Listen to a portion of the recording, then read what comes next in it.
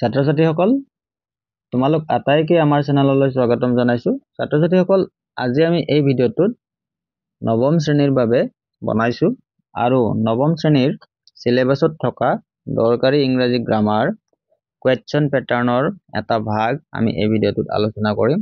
আৰু কোৱেশ্চন প্যাটাৰ্নত তোমালোকে জানাই নেগেটিভ কৰা আহে, ইন্টাৰগেটিভ কৰা আহে, টেক কোৱেশ্চন আহে, আস্ক কোৱেশ্চন আছে নহয় জানো।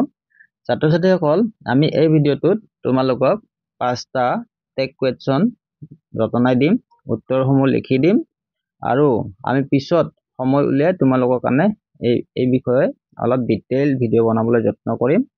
কিন্তু এই ভিডিঅ'টো তোমালোকৰ এটা দৰকাৰী ভিডিঅ' হ'ব, কাৰণ যদিও আমি এই ভিডিঅ'টো সৰুকৈ বনাইছো কিন্তু তোমালোকে টেক কোৱেশ্চন কি এই ভিডিঅ'টোত চিনি লোৱা।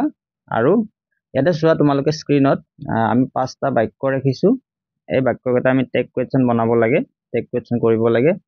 এতিয়া এই ভিডিঅ'টোত মই তোমালোকক উত্তৰসমূহ প্ৰশ্নসমূহৰ পিছতে তোমালোকক দি দিম আৰু তোমালোকে এই ভিডিঅ'টোত এটা চিনাকি হৈ লোৱা টেক কোৱেশ্চন কেনেকৈ লিখে।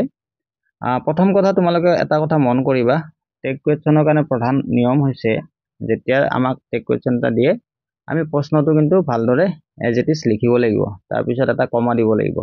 আহাচোন ইমান সহজ বস্তু এটা কেনেকৈ লিখে তোমালোকে চোৱা। এই ভিডিঅ'টোত এনসাৰসমূহ দিছো মই, চোৱা তোমালোকে স্ক্ৰীনত। এতিয়া চোৱা প্ৰথম বাক্যটো যেনেদৰে আছিলে তেনেদৰে ৰাখিছো, এটা কমা দিছো।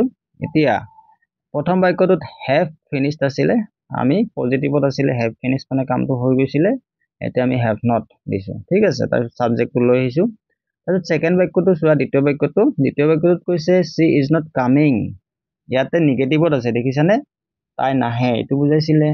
এতিয়া আমি কমা দি বাক্যটো লিখি কমা দি কিনে ইজ সি আমি পজিটিভত কোৱেশ্চনটো সুধিছো দেখিছানে। এনেদৰে তোমালোকে যদি বাক্যটোত নিগেটিভ থাকে এনসাৰটো কোৱেশ্চনটো কমা দি পজিটিভত সুধিব লাগিব, এই কথাটো তোমালোকে মন কৰিবা। এতিয়া তৃতীয়টো বাক্য চোৱা, he likes to play basketball, ইয়াতে বাক্যটো পজিটিভত আছে নহয় জানো, হি লাইকস টু প্লে। এতিয়া আমি এনসাৰত কি দিছো, ডাজ নট হি। বুজি পাইছানে, যদি প্ৰথম অংশ পজিটিভত থাকে আমি নিগেটিভত এনসাৰটো সুধিব লাগে। ছাত্ৰ-ছাত্ৰীসকল এতিয়া চতুৰ্থটো বাক্য চোৱা, they did not go to the museum yesterday. এই বাক্যটোত কিন্তু চোৱা সিহঁত যোৱা নাছিল বুলি কৈছিলে, ইয়াতে যিহেতু নিগেটিভত আছে এইখিনি কথা, সেইকাৰণে আমি কমা দি কিনে কি লিখিছো চোৱা, ডিড দে, আমি পজিটিভত সুধিছো। সব টেক কোৱেশ্চন কৰা নিশ্চয় একেবাৰে সহজ, তোমালোকে চাই লোৱা পেটাৰ্ণটো কেনেকৈ কৰিছো আৰু তোমালোকে কৰিব পাৰিবা বুলি মোৰ বিশ্বাস আছে। এতিয়া পঞ্চমটো চোৱা, we have to submit the assignment tomorrow, মানে ইয়াতে সাবমিট কৰিব লাগিব বুলি কোৱা হৈছে। এতিয়া আমি কেনেকৈ লিখিছো, ডন্ট উই, মানে পজিটিভত থাকিলে আমি নিগেটিভত কোৱেশ্চন এটা ৰিটাৰ্ণ সুধিম কমা দি কিনে।